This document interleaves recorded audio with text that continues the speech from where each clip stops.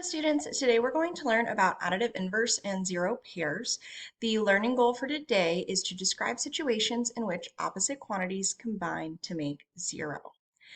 You're going to want to have headphones, a pencil, and your math notebook. Let's get started. So what is additive inverse? Additive inverse describes the opposite of a number. So for example, the additive inverse of -4 would be +4. And you can also just write that as a regular 4. And the additive inverse of +4 would be -4. And that's because these numbers are opposites of each other. We can prove that -4 and +4 are opposites because if we place them on a number line, they would be the same distance from the number 0. To the right of 0, we would have +4, 4 units away from 0, and to the left of 0, if we move 4 units to the left, we would have -4, and both are exactly 4 units away from 0. And this makes sense because the term additive inverse has the word inverse in it, and inverse means opposite. So where does the word additive come into play? So when we take a number's additive inverse and add it to that original number, the sum is always going to be 0 because opposites always combine to equal 0. So for example, we can take our previous number, -4, and add to it its additive inverse, +4, and we should get a sum of 0. And I can prove this using a number line. So I'm going to start by locating -4 on my number line, and -4 is right here. And I'm going to add 4 to it. Now when I add 4, I should end up at the number 0 because 4 is the opposite of -4. So I'm going to move 4 units to the right to show that I'm adding 4. 1, 2, 3, 4. So by moving to the right 4 units, we ended up at 0.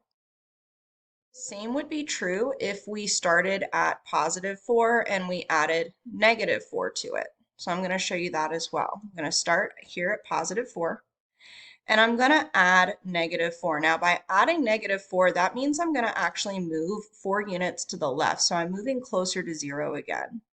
1, 2, 3, 4.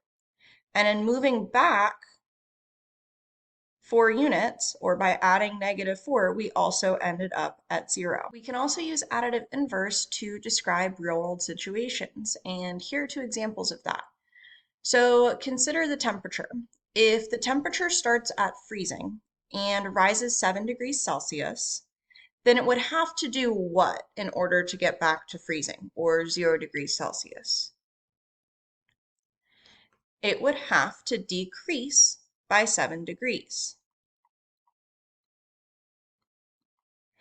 And we can prove this using a number sentence. So we can show the temperature rising 7 degrees, or +7, and then we can add to that our decrease of 7 degrees. In other words, -7. And +7 plus -7 is going to equal 0 because they are opposites. We can also use additive inverse to describe things such as elevation. So let's say we go to the pool. If we dive 8.5 feet below the surface of the water, what would we have to do in order to get back to the surface? We would have to rise the same distance that we dove below the surface, which is 8.5 feet, in order to reach the surface of the water again. So in other words, we dive below the surface, we can think of that as a -8.5, and then we rise 8.5 feet to reach the surface of the water again, which would be 0. So why is additive inverse important? It's important because we can use additive inverse to make sense of adding rational numbers whose sums aren't necessarily going to be 0. And we can do this by eliminating what are called zero pairs. For example, consider the addition problem -4 plus 7. I can use integer chips to model this problem. I'm going to use these red circles to represent an amount of -1, and I'm going to use yellow circles to represent an amount of +1. And remember, when we add opposites together, like -1 and +1, they're going to combine to equal 0. And that's what's called a zero pair.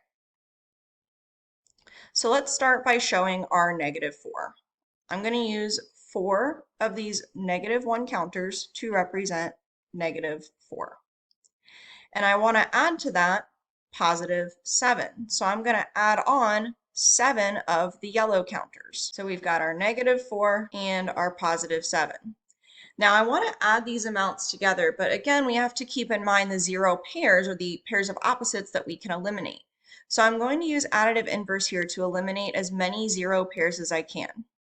I've got 1 zero pair, 2, 3, and 4 zero pairs. So -4 and +4, 4 of these yellow counters, are going to combine to equal 0.